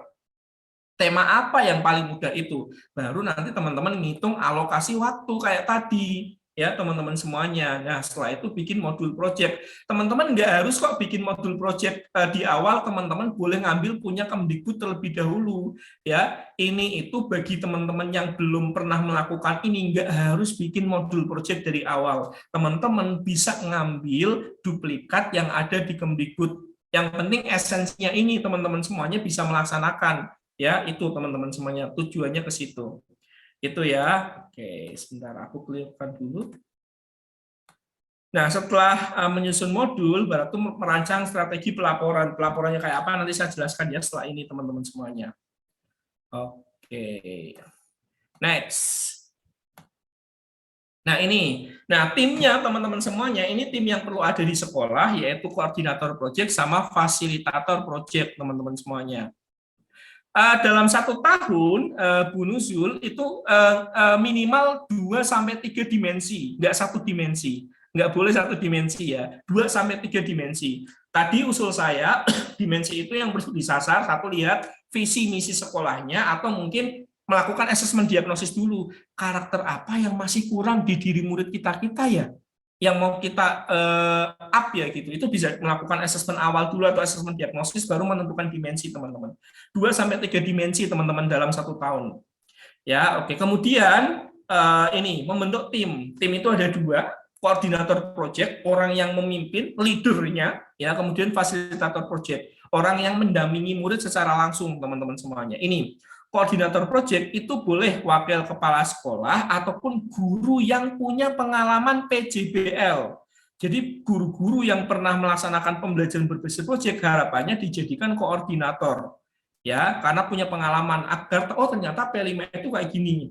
Sehingga si guru itu bisa memimpin refleksi, melakukan umpan balik ketika guru bikin, misalnya nih, ada fasilitator yang mau bikin proyek, kemudian si koordinator ini lihat, nge-review, apakah proyeknya sudah sesuai atau belum. Makanya harapannya guru-guru yang punya pengalaman PJBL, teman-teman, koordinator proyek ini. Ya, jadi ngordinir teman-teman, dia nggak harus turun langsung ke lapangan, yang turun langsung ke kelas-kelas itu fasilitator project. Tugasnya dia mendampingi para fasilitator, nge-review, ngasih umpan balik, ya, ngasih semangat, motivasi, mengembangkan kepemimpinan fasilitatornya, bikin sistem, memastikan kolaborasi antar fasilitator, memastikan alur proyeknya sudah sesuai. Ini koordinator proyek, orang yang harapannya sudah punya pengalaman bikin proyek, teman-teman. Kalau belum ya nggak apa-apa, ditunjuk salah satu aja ya yang semangat belajarnya tinggi sambil belajar, teman-teman semuanya. Nah, fasilitator proyek ini guru yang ditunjuk jadi fasilitator yang langsung turun ke kelas memfasilitasi proyek. Namanya fasilitator itu nggak kayak nyampein materi, nggak harus. Memfasilitasi, ngundang tokoh, yang ngajak ke terminal, ngajak ke pasar, lihat got-gotan atau apa itu, memfasilitasi proyek, menyediakan sumber belajar. Ini tugasnya dari fasilitator proyek, teman-teman semuanya. Oke, gitu ya. Itu tim yang harapannya dibentuk. Nah, next. Nah, ini tadi saya kan bilang ya, kesiapannya itu perlu diidentifikasi di awal. Apakah sekolah teman-teman udah siap atau belum? Tahapnya ada di tahap mana gitu. Nanti dijawab pertanyaan ini. Kalau nanti guru-guru atau pendidik di sekolah teman-teman ditanyakan, seberapa banyak sih pendidik yang pernah melaksanakan PJBL, pembelajaran berbasis proyek, gitu. Kalau kurang dari 50% atau 50% berarti ya di tahap teman-teman masih tahap awal, ya nggak apa-apa, masih tahap awal. Nanti pakai modulnya Kemdikbud yang sudah disediakan, pakai tema-tema yang gampang dulu, nggak usah susah-susah, misalnya ini. Nah, tapi kalau ternyata lebih dari 50%, teman-teman semuanya menuju ke pertanyaan kedua ini, apakah pembelajaran berbasis proyek sudah menjadi kebiasaan? Kalau hanya sekedar misalnya 10 guru, 6 guru yang melaksanakan, tapi itu nggak jadi kebiasaan, jarang-jarang, ya itu teman-teman masih masuk tahap awal juga. Nah, kalau misalnya sudah jadi kebiasaan, ya pertanyaan lagi, apakah proyek sudah terjadi lintas disiplin ilmu atau belum selama ini? Kalau belum, ya masih tahap berkembang. Kalau sudah, ke pertanyaan berikutnya gitu. Ya, sampai teman-teman kemana? Kayaknya kalau aku lihat di beberapa sekolah masih di tahap awal, teman-teman. Jadi kalau tahap awal itu nggak perlu bikin proyek yang ribet-ribet, ngasih contohnya modul-modulnya Kemdikbud aja dipakai ya untuk belajar. Jadi nanti direfleksikan dari situ, teman-teman. Nah, yang saya lihat di lapangan itu kebanyakan pengawas atau kepala sekolah itu memaksakan, sekolah itu bikin proyeknya kayak gini, bikin pagelaran, bikin panggung yang besar gitu. Kita tiru yuk kayak gitu. Yang terjadi miskonsepsi gitu, teman-teman. Karena pingin terlihat buah, pingin masuk media, pingin ngundang bupati, akhirnya melupakan esensi dari P5, yaitu karakter. Ini yang sering terjadi di lapangan. Saya gemes sendiri sebenarnya akan hal itu, teman-teman. Jadi nggak harus bikin proyek yang wah, proyek sederhana aja, ya. Yang penting esensinya dapat, karakternya dapat, teman-teman semuanya itu. Poinnya di situ ya, teman-teman semuanya. Ya, oke, sebentar. Setelah itu, nah ini saya tadi kan ngasih contoh ya, nentuin dimensi. Jadi teman-teman, hal pertama yang tadi saya sampaikan, ini yang harus didiskusikan sebelum proyek itu nantinya diturunkan ke fasilitator. Ini didiskusikan para kepala sekolah, koordinator, sama fasilitator bareng-bareng. Aku ngasih contoh ya ini ya. Jadi ini harapannya didiskusikan di awal. Misalnya jenjang atau fasenya yaitu kelas 5 fase C. Nah, kalau dilihat dari panduan, kelas 5 fase C itu dalam 1 tahun P5-nya adalah 252 jam. Oke, 252 jam kan tadi kalau aku lihat kelas 5 itu bisa 2-3 proyek. Nah, aku akan ngambil 2 proyek aja ini 2 proyek misalnya. Ya, jadi 252 akan ada 2 proyek. Kemudian dimensi yang aku sasar karena murid-muridku tuh punya beberapa kendala, ini 3 ini agar muridnya lebih kreatif, agar muridnya lebih mandiri, agar muridnya lebih memiliki berkebinekaan global. 3 dimensi ini yang disasar teman-teman semuanya. Ini didiskusikan di awal, nggak sekedar asal tulis, tapi ada proses diskusi sebelumnya. Sehingga nanti misalnya 252 jam akan ada 2 proyek, per proyeknya akan ada 126 jam. Berarti akan 2 proyek itu nanti ke tema dan dimensi. 2 proyek itu apa ya kira-kira temanya? Nah, nanti ngambil temanya udah disediakan teman-teman. Teman-teman tinggal milih ya. Aku mau tema kearifan lokal aja, tema 1, ini 1. Tema kedua kewirausahaan aja, tema 2. Nah, ini yang baru diturunkan ke fasilitator teman-teman semuanya. Di tema 1, dimensi yang akan didapatkan oleh murid kebinekaan global dan kreatif. Jadi 3 dimensi ini nggak harus setiap tema itu 3 dimensi ini dapat. Yang penting di antara 2 tema itu 3-3-nya ada teman-teman. Di kewirausahaan misalnya, nggak perlu ada kreatif, nggak apa-apa, yang penting ada mandiri, berarti 3-3-nya kan sudah ada gitu. Seperti itu teman-teman. Jadi di proyek kearifan lokal, 2 dimensi yang jadi sasaran adalah murid dari kearifan lokal ini harapannya murid kebinekaan globalnya meningkat, kreativitasnya meningkat. Dari kewirausahaan harapannya murid bisa lebih mandiri seperti itu. Ini yang harusnya didiskusikan di tingkat kepala sekolah, koordinator, sama fasilitator. Ini dulu. Setelah itu baru fasilitator bikin modul. Modul apa? 1 modul kearifan lokal sama modul kewirausahaan, teman-teman. Seperti itu. Ada 2 modul yang akan dibikin dari sini berarti. Seperti itu ya, teman-teman semuanya. Oke, next. Bentar. Nah, setelah itu teman-teman semuanya baru bikin modul ini. Saya ada beberapa contoh modul ya. Saya coba bukakan modul yang saya bikin dan harapannya kayaknya bisa membantu teman-teman semuanya. Jadi modul itu seperti ini teman-teman. Kelas fase C, kayak tadi kan yang saya ambil misalnya temanya gaya hidup berkelanjutan. Topiknya sampahku tanggung jawabku. Total waktunya misalnya 57 JP. Ini saya ngambil yang 3 tema dalam 1 tahun ya teman-teman semuanya. Kemudian dimensi yang akan didapatkan dari tema ini adalah beriman bertakwa, gotong royong. Nah ini dimensi itu teman-teman semuanya nanti diturunkan namanya elemen. Ya, jadi setiap dimensi itu ada elemen diturunkan. Dimensi itu kan luas ya, jadi diturunkan jadi karakter yang benar-benar disasar. Dimensi, elemen, sama subelemen, nanti dari subelemen inilah sasaran kita, tujuan pembelajaran, semuanya ada di buku panduan. Jadi menurunkan dimensi ke elemen, elemen ke subelemen, subelemen ke tujuan pembelajaran. Jadi yang menjadi goals kita di akhir adalah ini. Murid-murid memiliki mewujudkan rasa syukur dengan terbiasa berperilaku ramah lingkungan. Murid-murid mampu menunjukkan gitu. Nanti instrumennya apa, tekniknya apa ini.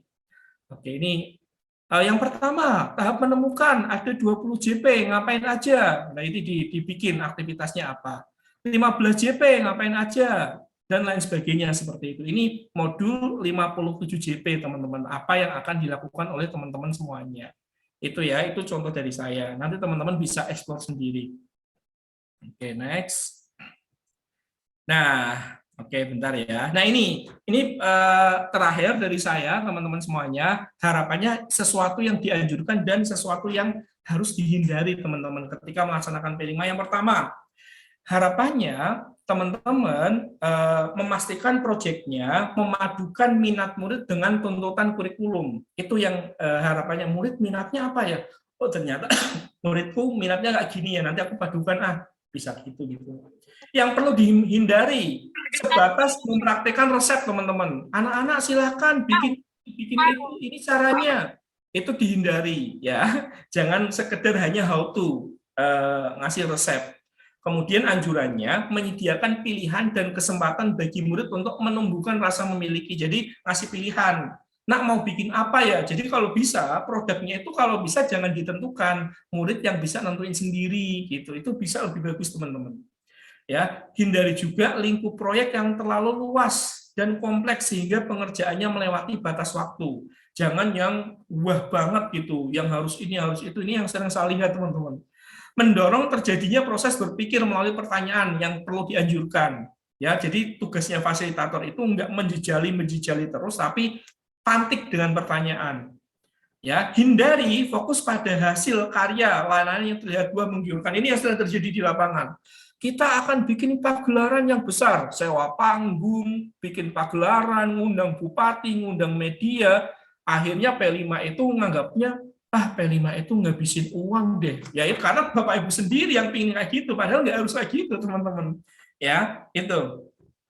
Kemudian memastikan adanya proses umpan balik ketika anak dapat masalah, kita nggak langsung percaya gitu aja bisa ngasih umpan balik, nah beneran kayak gitu. Itu ada umpan balik yang ditanyakan ke anak-anak atau diberikan ke anak-anak.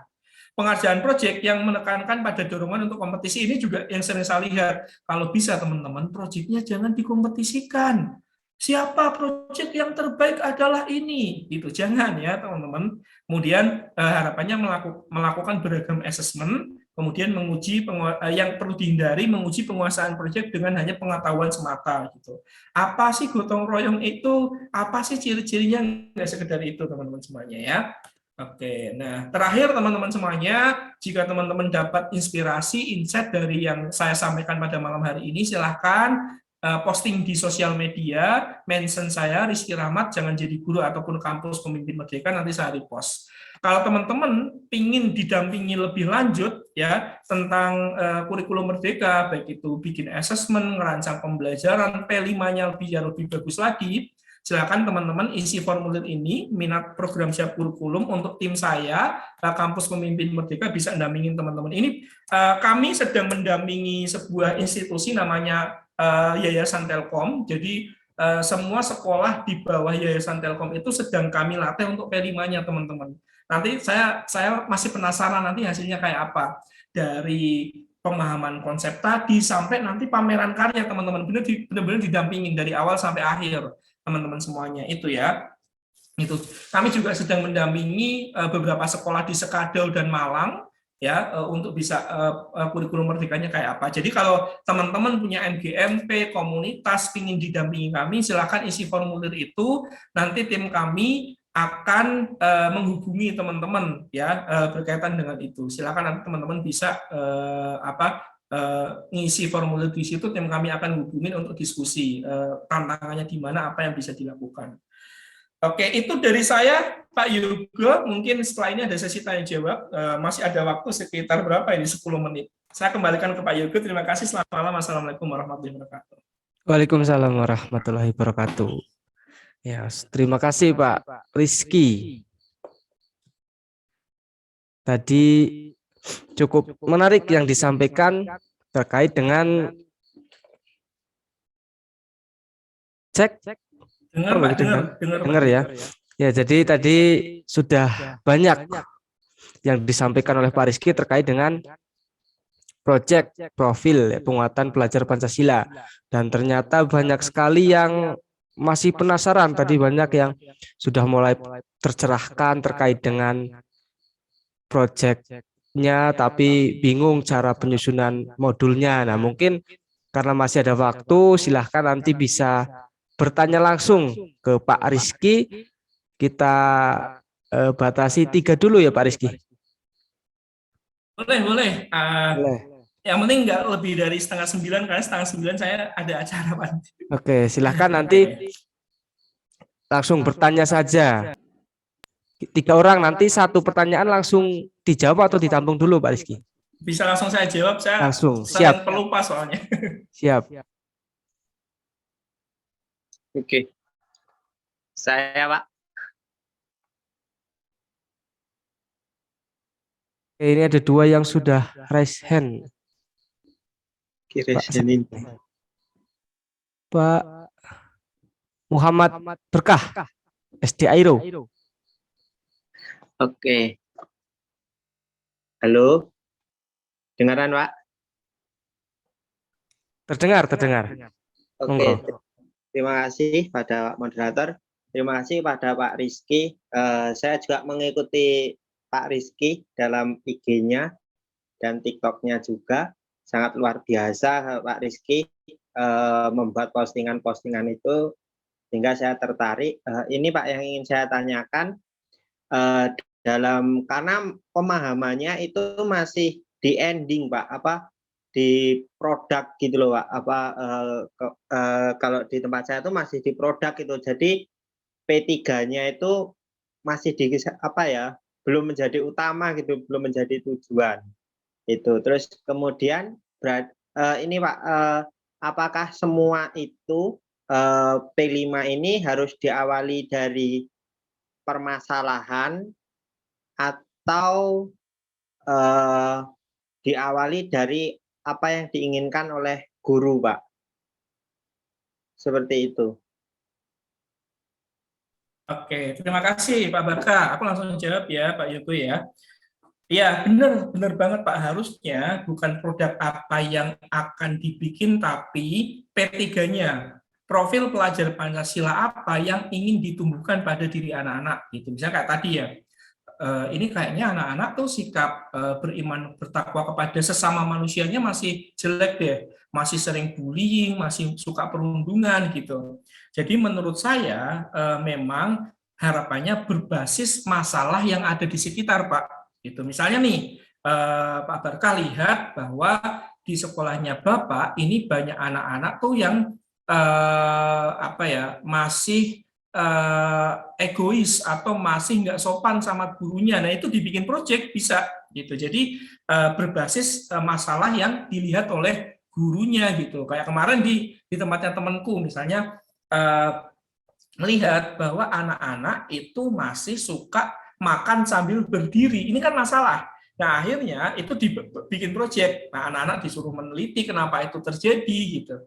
Itu menarik banget. Jadi bisa berdasarkan masalah Pak gitu. P3 kemudian habis itu proyek apa yang mau dibikin ini berbasis masalah yang ada di sekitar. Kayak tadi salah satunya kan harapannya anak-anak itu bisa berkontribusi pada lingkungannya. Jadi itu masalah yang ada di lingkungan itulah yang harapannya dibidik gitu. Anak TK gimana Pak? Anak TK kayak tadi sesederhana ada masalah mainan yang berantakan di kelasnya itu bisa.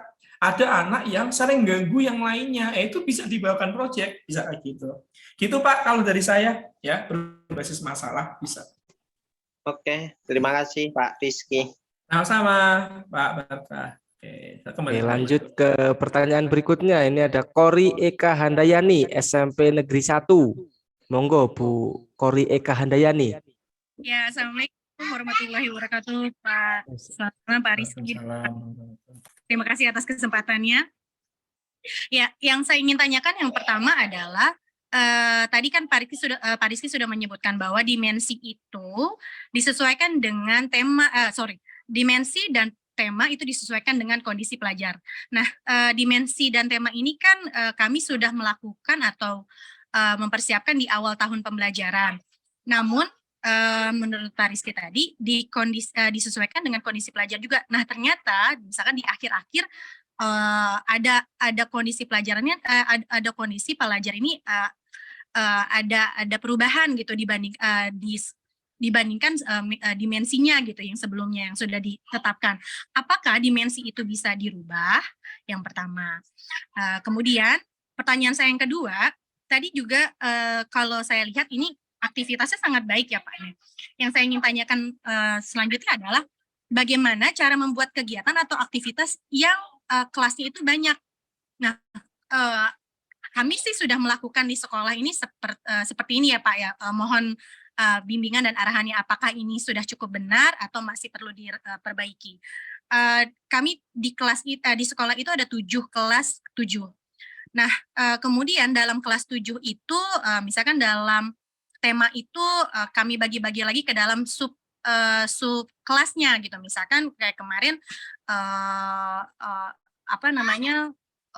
kewirausahaan gitu. Misalkan kami bagi-bagi lagi. Misalkan di satu kelas itu ada yang ingin kewirausahaannya A, B, C, D. Apakah itu cukup memfasilitasi peserta untuk disesuaikan dengan pilihannya? Gitu, Pak. Terima kasih banyak. Oke, terima kasih Bu Kori. Oke, untuk menjawab Bu Kori, aku coba share screen terlebih dahulu ya, teman-teman semuanya. Yes, tentang dimensi teman-teman semuanya memang harapannya dibikin di awal, ditentukan di awal ini. Dimensinya beriman bertakwa kepada Tuhan, berkebinekaan global, gotong royong ini. Pemilihan dimensi dapat merujuk pada visi misi satuan pendidikan. Jadi visi misi sekolahnya teman-teman apa nih? Jadi yang saya lihat nih di banyak sekolah, visi misi itu biasanya hanya jadi pajangan, nggak benar diturunkan menjadi kompetensinya murid. Nah ini yang harapannya disasar di P5 teman-teman. Visi misi ini mulai jadi kompetensinya murid. Makanya sebelum menentukan dimensi itu merujuk pada visi misi sekolah. Ya, kemudian disarankan untuk memilih 2-3 dimensi yang relevan. Relevan itu apa? Kayak tadi, sikap yang masih kurang dimiliki murid, dari visi misi sekolah itu harapannya gitu, yang relevan ya teman-teman semuanya yang perlu dimiliki murid. Nah, pertanyaan Bu Kori tadi, Pak, kalau misalnya di tengah jalan ternyata kami melihat ternyata ada dimensi lain. Misalnya Bu Kori tadi beriman bertakwa, berkebinekaan global sama gotong royong, tapi di tengah jalan yang kami lihat kayaknya mandirinya yang masih kurang, Pak. Nah, nggak apa-apa, Bu, fokus ketiga ini aja dulu. Nanti yang teman-teman lihat itu, yang sesuatu dimensinya kurang itu bisa dijalankan di tahun depan. Gitu. Jadi sambil proses itulah teman-teman juga sambil melihat ini harusnya dimensi apa ya gitu. Itu menurut saya kayak gitu. Jadi tetap fokus sama dimensi yang sudah ditentukan di awal. Kalau di tengah-tengah jalan melihat dimensi lain yang ternyata harusnya lebih dimiliki oleh anak, itu jadi dimensi di tahun depan. Jadi itu yang perlu dipercakapkan nanti. Itu boleh kayak gitu teman-teman semuanya. Itu malah bagus ya teman-teman semuanya. Jadi nggak perlu diganti di tengah jalan, tapi fokus kepada dimensi itu, lalu nanti dimensi yang lainnya itu bisa fokus di tahun depan. Seperti itu teman-teman semuanya ya. Oke, next. Nah, tema juga sama teman-teman semuanya. Aku coba share ya ke tema ya. Nah ini ada beberapa tema kan yang bisa dipilih teman-teman. Gaya hidup berkelanjutan, kearifan lokal, Bhinneka Tunggal Ika, bangunlah jiwa dan raganya, suara demokrasi, ini yang bisa dipilih oleh teman-teman semuanya. Ya, oke. Nah tema itu ini aku coba share terlebih dahulu. Ini beberapa tema yang teman-teman bisa pilih. Nah tema itu dipilih dari apa sih Pak Rizky? Nggak asal milih juga sih teman-teman. Satu, dilihat dari kesiapan satuan pendidik. Pak, saya tuh masih bingung Pak sebenarnya Pak. Yang kaitannya sama suara demokrasi itu apa Pak? Atau bangunlah jiwa dan raganya apa Pak? Ya nggak perlu diambil. Yang teman-teman paham dulu. Kalau teman-teman tahunya kearifan lokal sama kewirausahaan, ya 2 itu aja diambil. Jangan sekedar asal-asalan ngikutin sekolah lain. Karena setiap sekolah punya kesiapan yang beda-beda gitu. Jadi satu, milih tema itu berdasarkan dengan kesiapan satuan pendidik dan pendidikan ini teman-teman semuanya. Nah, tema juga bisa dilihat dari kalender belajar nasional. Misalnya nih, nanti proyeknya itu akan dilaksanakan di bulan Agustus. Kayaknya hal yang perlu diangkat temanya adalah Bhinneka Tunggal Ika. Ya boleh teman-teman semuanya. Jadi dilihat dari kalender yang yang ada di P5-nya itu di bulan apa. Kayaknya nanti P5-nya itu akan ada di bulan bahasa, bulan Oktober. Aku ngangkat kearifan lokal aja, budaya lokal nanti boleh kayak gitu. Nanti kayaknya P5-nya mendekati Februari 2024 deh, karena akan ada pemilu. Aku ngambil suara demokrasi, boleh. Jadi dilihat dari kalender teman-teman semuanya, bisa kayak gitu ya. Sebentar, itu kalender belajar nasional ataupun internasional gitu. Nah, kemudian tema itu bisa diambil dari apa aja, isu atau topik yang sedang hangat terjadi. Ternyata di sekolahnya teman-teman ada isu perundungan, ada isu apa, yaitu yang diangkat, ya dilihat tema yang sesuai apa ya kira-kira. Kalau ada isu perundungan, tema apa yang kira-kira bisa untuk ini, misalnya Bhinneka Tunggal Ika, bersatu-satu gitu, itu bisa diambil teman-teman semuanya. Ternyata ada isu tentang apalah, nanti dilihat toleransi atau apa, nanti dilihat teman-teman semuanya, itu bisa. Nah, tema juga bisa diambil dari tema yang belum dilakukan oleh sebelumnya, di tahun sebelumnya itu. Ini ketika teman-teman memilih tema, harapannya di awal gitu. Jadi sebentar ya. Nah, bagian ini teman-teman, kayak tadi yang saya jelaskan, ini harapannya didiskusikan di awal teman-teman semuanya. Nah, udah setelah ini diturunkan ke fasilitator untuk bikin masing-masing. Kayak tadi disampaikan Bu Kori ya. Jadi harapannya teman-teman, kalau misalnya saya guru SMP, ada kelas, ada di SMP itu satu jenjangnya ada 7 kelas. Antar kelas itu temanya sama, tapi penurunan ke aktivitasnya beda-beda juga boleh, bergantung fasilitatornya. Gitu. Temanya kan udah disepakati, kearifan lokal sama kewirausahaan. Kemudian setiap tema ini menyasar ke dimensi apa, udah disepakati. Nah, ketika jadi modul, ketika jadi aktivitas di kelas, yaitu bergantung fasilitator di kelas itu, mau dibikin kayak apa. Itu. Jadi seperti itu teman-teman. Mungkin fasilitator kelas A sama kelas B, kelas C akan beda-beda, ya nggak apa-apa. Gitu. Itu fasilitator juga punya kemerdekaan. Nah, ini perannya koordinator di sini. Ya, mau disamakan, mau dibedakan, ini perannya dari koordinator. Karena misalnya sekolahnya teman-teman masih dalam proses belajar, nggak apa-apa disamakan, karena teman-teman masih belajar, dibedakan juga nggak apa-apa gitu. Menurut saya seperti itu ya Bu Kori ya, jawabannya ya. Baik Pak, terima kasih banyak. Sama-sama Ibu. Oke, tadi 2 pertanyaan, harusnya 3 pertanyaan, tapi sudah jam 8:30. Buka lagi deh, nggak apa-apa Pak, 2 itu yang masih angkat tangan, habis itu udah cukup ya. Satu lagi tadi Bu Mega. Monggo Bu Mega masih diberi kesempatan. Alhamdulillah, terima kasih Pak Rizky. Gini Pak, saya ingin bertanya terkait dengan assessment P5. Karena selama kami melaksanakan proses P5 ini yang menjadi kebingungan dari fasilitator itu sendiri masih bagaimana merumuskan deskripsi terkait peserta didiknya itu tadi Pak, menuangkannya ke dalam rapor. Oke, siap. Apakah ada alternatif yang bisa dijelaskan secara sederhana begitu Bapak? Terima kasih. Terima kasih Bu Mega. Ini juga pertanyaan banyak orang sih teman-teman. Saya coba jawab ya.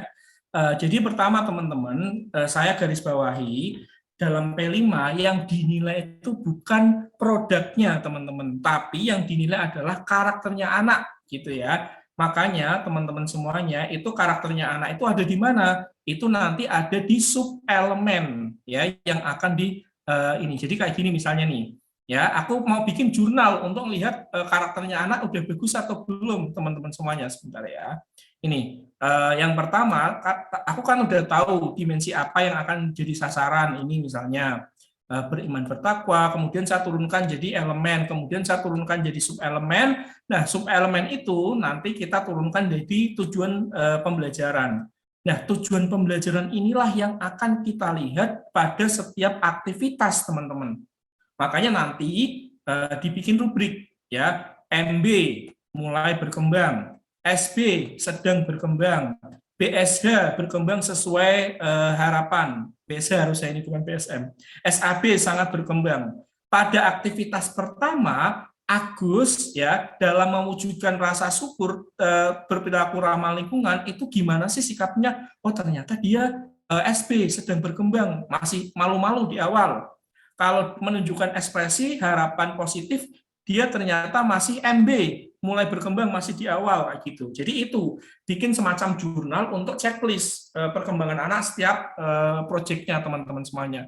Nah, setelah itu, jadi yang dinilai bukan produknya gitu. Nah, misalnya saat dia menyampaikan, misalnya teman-teman ingin lihat tentang berpikir kritisnya, misalnya kayak gini ya. Nah, aku coba tadi ada contohnya berpikir kritis.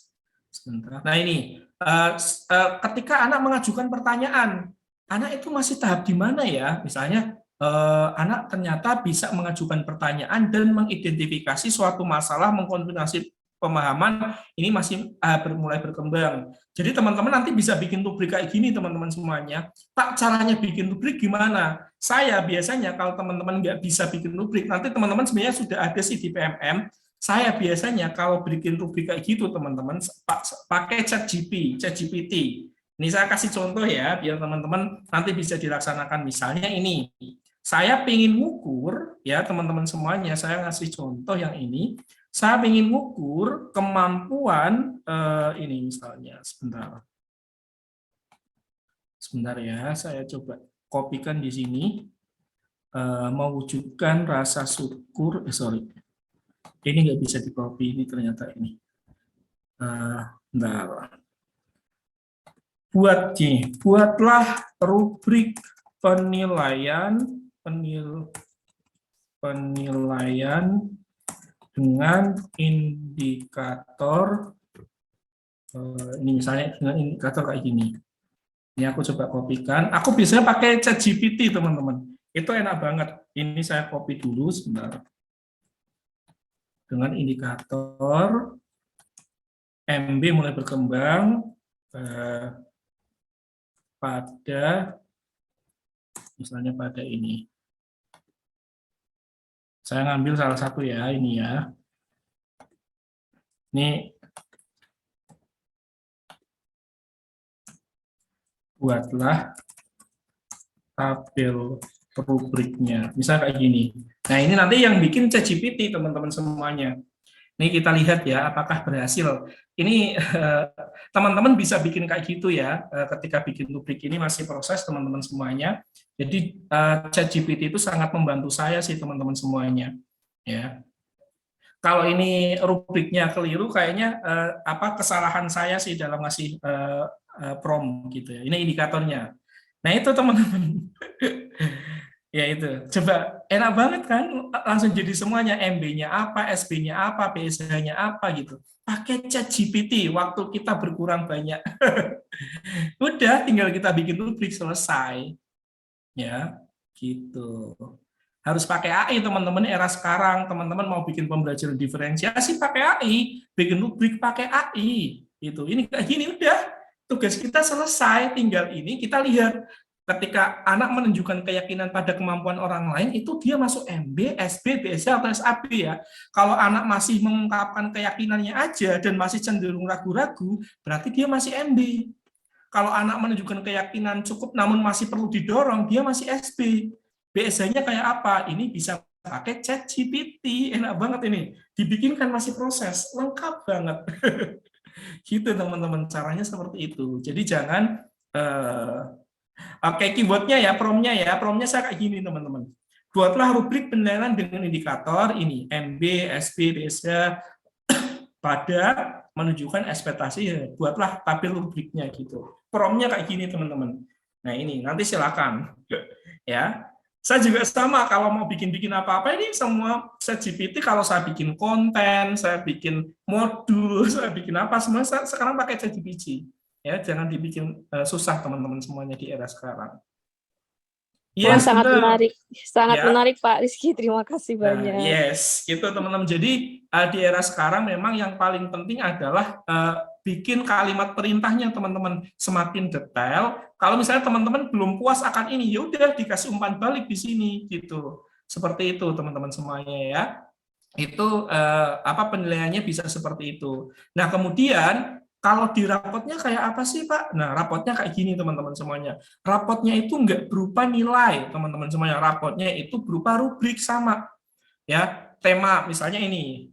Ya, dalam satu rapot itu ada kan dalam satu tahun akan ada 2 proyek misalnya. Proyek 1 itu tentang apa, proyek 2 tentang apa. Ini halaman depannya, halaman 2-nya adalah nilainya. Kayak tadi di rubrik-rubrik tadi si anak itu dapat nilai apa, kemudian yang paling penting ada di bawah disimpulkan teman-teman di bagian ini kesimpulan.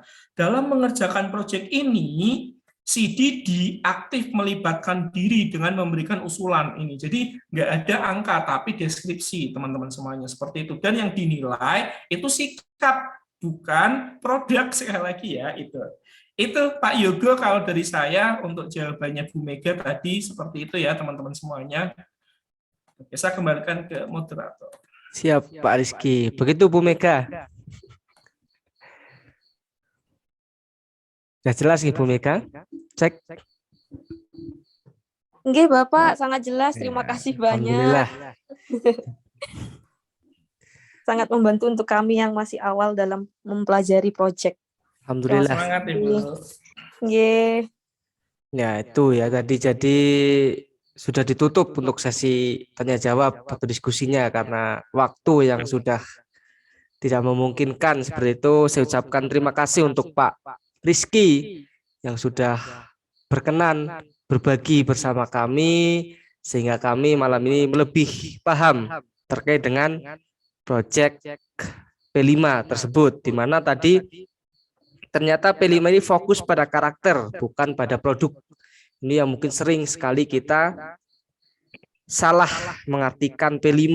Kemudian P5 ini harusnya kita melalui 3 tahapan, di mana ada investigasi terlebih dahulu, kemudian menemukan masalah, baru mengambil keputusan untuk solusi permasalahan tersebut. Seperti itu. Kemudian untuk rekaman, insya Allah nanti akan kita coba upload di YouTube KGBN Banjarnegara. Kemudian untuk linknya akan kita share di grup KGBN Banjarnegara. Jadi untuk yang belum masuk silahkan bisa menghubungi Ibu Kinanti, CP yang tertera di flyer seperti itu.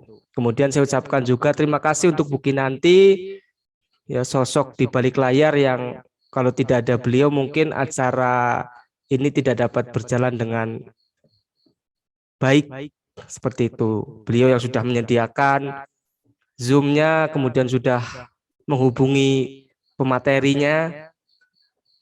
Jadi terima kasih yang sebesar-besarnya kepada Bu Kinanti. Kemudian di sini ingin saya informasikan untuk Bapak Ibu guru hebat yang ingin atau tertarik bergabung dengan KGBN bisa isi form di link. Ya mungkin linknya bisa sudah di-share oleh Ibu Kinanti, https ya kgbn.or.id. Jadi di situ kita dapat bergabung dengan KGBN. Ketika kita bergabung dengan KGBN, maka insya Allah kita dapat semakin memperdalam ilmu-ilmu kita sebagai seorang guru yang tentunya menjadi guru yang baik, guru yang merdeka belajar, guru yang selalu semangat untuk belajar. Mungkin itu saja.